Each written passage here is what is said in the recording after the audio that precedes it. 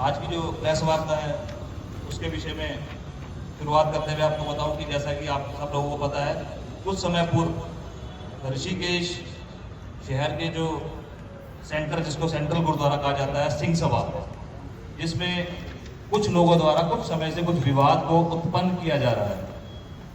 शांतमयी माहौल को खराब करने का लगातार प्रयास किया जा रहा है। उस प्रयास को क्यों किया जा रहा है, किस लिए किया जा रहा है, जिसके साक्ष्य प्रमाण आप लोगों के समक्ष आज पेश करने के लिए आज लोग यहाँ एकत्रित हुए हैं। जैसा कि आपको पता है कि गुरुद्वारे में कभी भी जो प्रोसेस चलता है वो इलेक्शन का नहीं, सिलेक्शन का चलता है। सब सहमति से प्रधान चुने जाते रहे हैं आज तक के रिकॉर्ड में। इसका प्रमाण यह है कि जो वर्षों पुराने रजिस्टर है उनमें लिखा जाता है कि सर्वसहमति से प्रधान को चुन लिया गया है। ठीक उसी तरीके से जो पुरानी प्रबंधक कमेटी थी, इसके प्रधान सरदार गोविंद सिंह थे, जिन्होंने खुद लिखा कि भाई मेरी तबीयत ठीक नहीं रहती और मेरा कार्यकाल पूरा हो चुका है। 2023 को बुलाई गई थी, जिसमें सेक्रेटरी जो सचिव थे इंद्रपाल सिंह, उनके द्वारा अपने हाथ से लिखा गया है कि प्रधान गोविंद सिंह जी का कार्यकाल पूरा हो गया है और अगले प्रधान के विषय में विचार किया जाएगा, और दिनांक रखी गई 14/12/2023, जिसका प्रमाण ये है जो मैं आपको दिखा रहा हूँ। ये रजिस्टर की प्रति है। इस रजिस्टर में क्लियर उनके हाथ से लिखा हुआ है। नीचे जो वहां पर मौजूद लोग थे उनके दस्तखत भी हैं।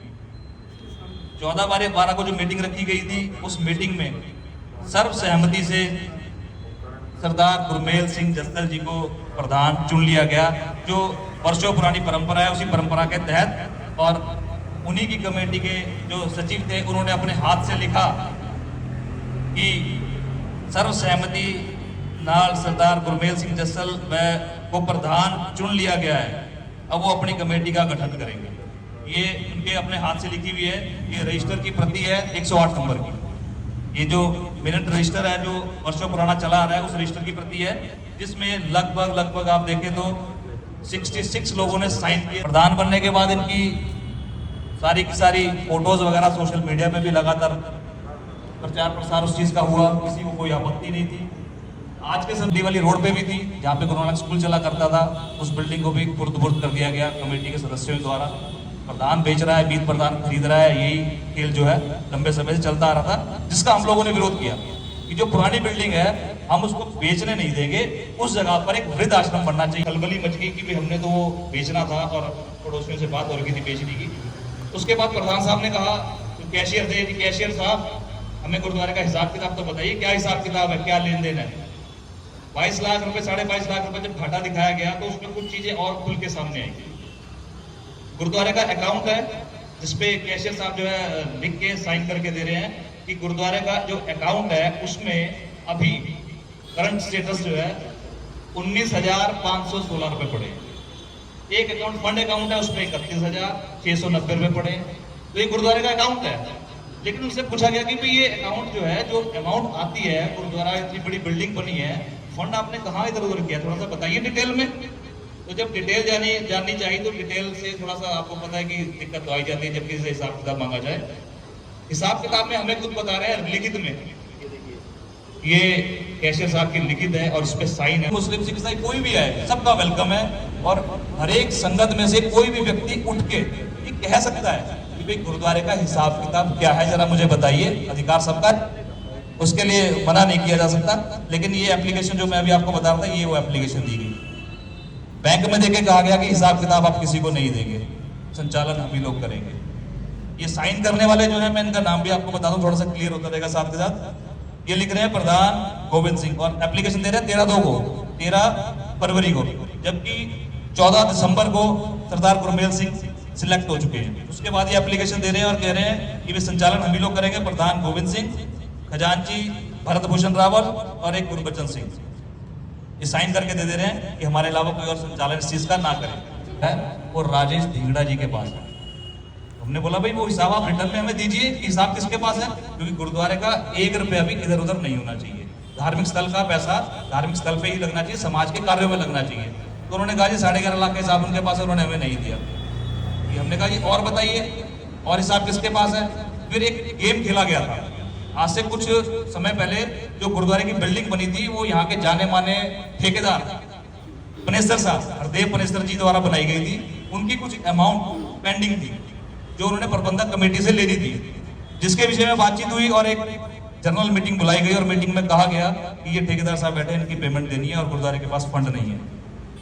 तो जब आप लोग भी और हम लोग भी बैठे तो यही लगेगा कि भाई दान गुरुद्वारे में दिया जाएगा तभी कर्जा उतरेगा। तो वहां पर कुछ बैठे लोगों ने एक चाल पहले से प्लान किया हुआ था। उन्होंने कहा जी कमेटी लॉटरी डाली जाए, इसकी हर एक व्यक्ति किस्त देगा और गुरुद्वारे का कर्जा उतर जाएगा। सबने एक्सेप्ट किया, ठीक है। यहाँ पर सम्मानित व्यक्ति हमारे बैठे हैं जिन्होंने किस्तें देनी शुरू कर दी थी उसी समय, और भी कई लोगों ने किस्तें देनी शुरू कर दी। जब वो लॉटरी डाली गई, लॉटरी का मेन मकसद ये था कि गुरुद्वारे के ऊपर से कर्जा उतरे। जो ठेकेदार साहब बैठे हैं जिनकी अमाउंट 10-12 लाख है, अभी तो 8 लाख लिखी हुई है, ये देनी है, वो भी मौजूद थे। चौथे ड्रॉ में लॉटरी उठा ली गई, किसी से सलाह नहीं, किसी से मशवरा नहीं। जब वो लॉटरी उठा ली गई, लॉटरी 4.5 लाख रुपए घाटे में उठाई गई। ये घाटा किसका है? घाटा तो गुरुद्वारे का गया ना, ये किसी का पर्सनल नहीं गया। ये परमजीत सिंह ने अपने साथियों के साथ मिलकर बिना किसी सलाह के वो कमेटी उठा ली। 4.5 लाख रुपए का घाटा गुरुद्वारे को दे दिया गया। ये कंप्लेन कराई गई और कहा गया कि शरारती तत्वों ने गुरुद्वारा साहिब पर कब्जा कर लिया, जबकि चाबियां हैंड ओवर कर रहे हैं, रजिस्टर हैंड ओवर कर रहे हैं। वो आज भी हमारे पास है, चाबी भी हमारे पास है और उसके रजिस्टर भी हमारे पास है, डिटेल्स हमारे पास है। ये कह दिया गया कि कब्जा हो गया, ये रिटर्न में है। और ये कौन दे रहे हैं? जिनके पास 7 लाख रुपए का हिसाब है, 4.5 लाख रुपए घाटे में जिन्होंने कमेटी उठाई है, वो रिटर्न में दे रहे हैं। और जब रिटर्न में दे रहे हैं तो कुछ लोगों से साइन करवा रहे हैं। तो आप देखिएगा इसमें कुछ लोगों ने साइन किए हैं कि भाई गुरुद्वारे पर कब्जा हुआ है और ऐसा हुआ है। पहली शिकायत जो बताई गई थी कि हम लोगों ने कराई, ऐसा बताया गया था। तो जैसे इसके विषय में साइन करने वाले लोगों को पता चला कि भाई हमें गुमराह किया जा रहा है, गुमराह करके हमें हमसे कंप्लेन कराई जा रही है, तो उन लोगों ने माफीनामा दिया। ये माफीनामा वो लोग दे रहे हैं, गुरुद्वारे में माफीनामा भी लगा हुआ था। ये माफीनामा है उनका कि हमें गुमराह करके हमसे साइन लिए गए हैं और हम इनके साथ शामिल नहीं है इन चीजों में। हमें बताया गया था गलत हो रहा है, जबकि ऐसा कुछ नहीं था। ये घटना होती रही। गुरुद्वारे में आए दिन तोड़ कि भाई हिंदुओं को गुरुद्वारे में घुसने नहीं दे रहे, ये कहकर लोगों को एकत्रित कर लिया गया। ये कह रहे हैं परमजीत सिंह और बबली है एक उनकी प्रेम सिंह की वाइफ है, एक उनका बेटा एक मनदीप सिंह, उनके द्वारा लोगों को गाड़ियों में भर भर के लाके गुरुद्वारे छोड़ा गया कि देखो हिंदुओं को नहीं घुसने दे रहे। वो लोग तो नॉर्मल सी बात है, जब किसी को बताया जाएगा कि ऐसा माहौल बन रहा है तो लोग एकत्रित होंगे। तो लोग एकत्रित भी हुए। जब लोग वहां एकत्रित हुए, मीटिंग हुई, तो मीटिंग में उन लोगों ने क्या देखा, ये जो माहौल बनाया जा रहा है तो प्रधानी का झगड़ा है और हमें बताया जा रहा है हिंदू सिख, जबकि ऐसा कुछ भी नहीं है। उन लोगों ने कि ये गलत तरीके से किया गया, हमें कुछ और कह के लाया गया, मामला कुछ और था। तो इस तरीके से जब लोगों को पता चलता ना गलत है, उन लोगों ने फिर माफिया मांगी। देखिए रिटर्न में वो लोग रिटर्न में दे रहे हैं कि हमें बहला फुसलाया गया था, हमसे साइन कराया गया, बहला फुसला गया, हमें नहीं पता था कि मामला क्या है, हमें तो हिंदू सिख का मामला बताया जा रहा है। ठीक है, गुरुद्वारा साहिब जो है रजिस्टर्ड है, Dehradun society chits end funds में रजिस्टर्ड है सोसाइटी, एक रजिस्टर्ड सोसाइटी है।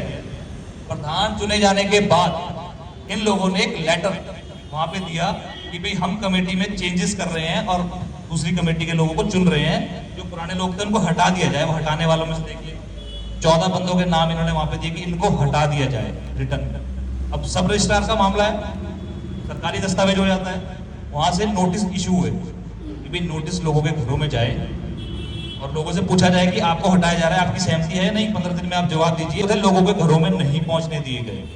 अब इसका भी हमें पता थोड़ी लगना था, लेकिन ये पता कैसे लगा जब एक व्यक्ति जो सचिव बताता है अपने आप को पुरानी कमेटी में, इंद्रपाल सिंह, वो इस नोटिस को लेने के लिए पोस्ट ऑफिस पहुंच जाता है कलेक्ट करने के लिए कि इनके पास ना पहुंच पाए और 15 दिन का टाइम पूरा हो जाए, निरस्त हो जाए और हम अपना कायम हो जाएंगे। वो जो पोस्टमैन था वो दर्शन सिंह को अच्छे ढंग से जानता था। जब इंद्रपाल सिंह ने बताया कि दर्शन सिंह बीमार है, मैं उनका भाई और मैं लेने आया हूँ, उन्होंने कहा जी मैं उन्हीं को दूंगा, अगर वो बीमार है मैं घर जाऊंगा, हालचाल भी जान लूंगा और उनको पोस्टमैन आया, उसने बोला कि दर्शन सिंह सर्टिफिकेट ठीक ठाक है। मेरी एक लड़की से पूछा उसने, तो उसने लड़की मेरी ने बोला पापा तो ठीक है, तो मम्मी तेरी मम्मी भी ठीक है। एक लंबा सा आदमी वहाँ पोस्ट ऑफिस में गया, उसने बोला कि 14 चिट्ठी आ रही है हमारी, वो हमारे को दे दो। तो मेरी लड़की ने उसने बोला कि मैं दर्शन सिंह की चिट्ठी नहीं दे सकता, जो हमारी साइड का था पता। उसने बोला मैं नहीं दे सकता भाई, मैं दर्शन सिंह को जानता हूँ, उसके कर्मचारियों को जानता हूँ, सबको जानता हूँ, तो मैं चिट्ठी उसके गाड़ी पे जाऊँगा। वो चिट्ठी फिर मेरी लड़की को पोस्टमैन दे के गया मेरे घर वो दे के गया। हमारे को तब उस चिट्ठी से पता चला कि ये इस चिट्ठी में क्या लिखा हुआ। लगातार वो मांग रहा है। ठेकेदार जो है गुरुघर का प्रेमी व्यक्ति है, गुरुघर में श्रद्धा रखता है, इसीलिए वो गुरुद्वारे का सारे काम को बढ़िया से निपटाता रहा। और अब जब पेमेंट उसकी बची है, उसने कहा जी मेरी पेमेंट दो। पेमेंट बची थी 14 लाख रुपए की। उसको गुरुद्वारे में बिठा के कहा जी नहीं जी आपको 10 देंगे। उन्होंने कहा ठीक है जी 10 दे देना। फिर एक व्यक्ति और आ गया, मेरे कहने पे कितने छोड़ेगा? उसने कहा आप बोलो। उसने कहा जी 2 और छोड़ने का, 2 और छोड़ दिए। पर मेरी अमाउंट तो दो ना मुझे। लगभग ये तो जो पुरानी कमेटी उन्हीं के पास हिसाब किताब है, वो देने के लिए तैयार नहीं है। बैलेंस अमाउंट जो हमें लिख के दिए वो 8 लाख रुपए बताई गई है, जो अभी तक क्लियर नहीं करी गई। लॉटरी लगभग 25 लाख रुपए की थी, उसमें 4.5 लाख घाटे में उठाई गई है। लगभग 21 लाख रुपए के आसपास अमाउंट आई होगी। हाँ, उसके कोई विवरण उसका कहीं पे भी नहीं है। लगातार विवरण मांगा जा रहा है, हिसाब किताब में कहीं उस चीज का विवरण नहीं है।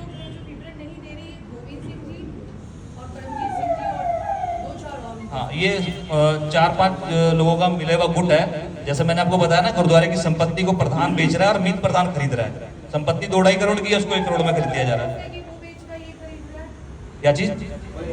हाँ, बिल्कुल। मैं आपको बता देता हूँ उसका, मैं आपको दिखा भी दूंगा। शहर में हर एक व्यक्ति को पता है कि गुरु नानक पब्लिक स्कूल पहले सब्जी मंडी के पास जीवनी माई रोड पे चला करता था। उस संपत्ति को बेच दिया गया। वहां पे एक प्रिंटर्स के नाम से भी, शायद करके नाम से भी हैं, उन्होंने ऑब्जेक्शन भी उठाया था। ऑब्जेक्शन लेटर हमारे पास पड़ा है, वो मैं लाना भूल गया, नहीं तो मैं आपको दिखाता। हाँ, तो वो बिल्डिंग इनके द्वारा बेची गई, इनके कार्यकाल के दौरान। और बिल्डिंग को खरीदने वाले मीत प्रधान सरदार मंगा सिंह अपनी टीम के जरिए उन्होंने खरीदी है। तो ऐसा गुरुद्वारे के साथ करना मैं नहीं समझता कि उचित है। गुरुद्वारे की ही बिल्डिंग को आप गुरुद्वारे के काम में ना लाकर उसको बेच ले रहे हो। 2-2.5 करोड़ की बिल्डिंग को आप 1 करोड़ में खरीद दे रहे हो। तो कितना अन्याय गुरुद्वारे के साथ किया जा रहा है, जो कि नहीं किया जाना चाहिए।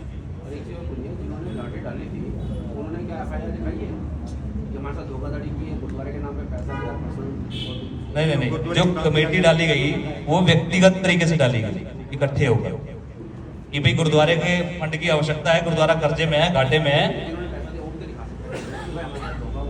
नहीं, उनके साथ तो कोई धोखा नहीं हुआ ना। कमेटी में जो लोग इन्वॉल्व थे उन्होंने कमेटी डाली, उन्होंने कमेटी उठा ली। नहीं, ऑन द रिकॉर्ड, आपको ऑन द रिकॉर्ड ये सारी चीजें हैं। क्योंकि जो मिनट रजिस्टर है ना, जिन्होंने हमें हैंड ओवर किया था, इसके बाद से झगड़ा शुरू हुआ, उस रजिस्टर में काफी चीजें मेंशन है। कि मैं प्रति आपको दिखा रहा हूँ ना, रजिस्टर की प्रतियां हैं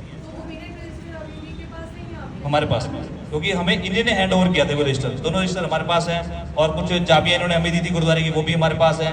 अब देखिए, एक चीज, मजेदार चीज आपको बताऊं कि मिनट रजिस्टर में अगर हम देख रहे हैं, और ये लोग हमें बार बार बता रहे हैं, कोई स्लिप वगैरह होती है ना, रसीद, जब गुरुद्वारे की गुल्लक खुलती है तो उसकी एक रसीद होती है। उस रसीद में हमेशा दिखाया गया कि गुरुद्वारे की गुल्लक से 60,000 और 70,000 रुपये निकल रहे हैं मंथली।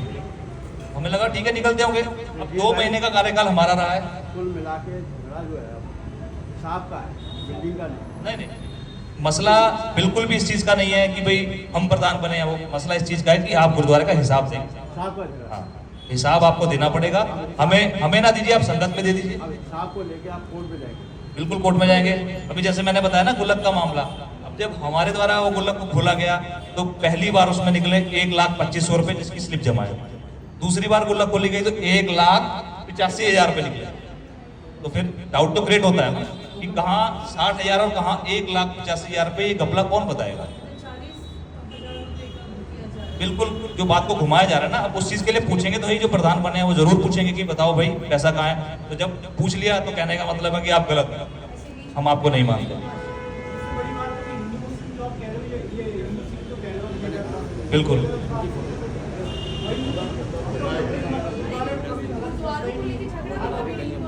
आप बिल्कुल सही कह रहे हैं।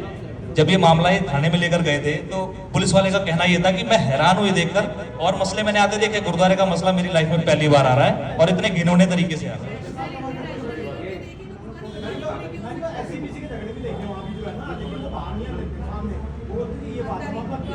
बिल्कुल,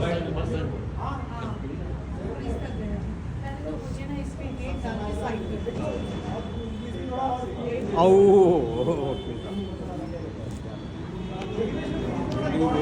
मैंने कर्जा खा लिया 10 तारीख हो गई है 9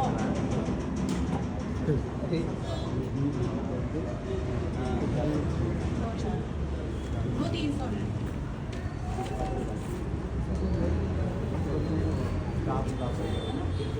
अच्छा मैं लाइव करूँगी इस पे ना मैं इसे ऐसे बेच ये बजाएंगे फिर बजाए गलती फैला दी उन्होंने उस दिन हमें कोई मिला मैंने कहा ऐसे हो गया था उसको दोबारा बना दिया हमने कहा हमें क्या लेना देना हमने चलो हमारे का मसला है, हम दूसरे कोई भी बने हिसाब हाँ ये हिसाब किताब गुरुद्वारे का उस दिन मारपीट भी तो हुई थी मीडिया में जो हुआ था मीटिंग में जब म्यूजिक का मुद्दा उठाया जाता है ना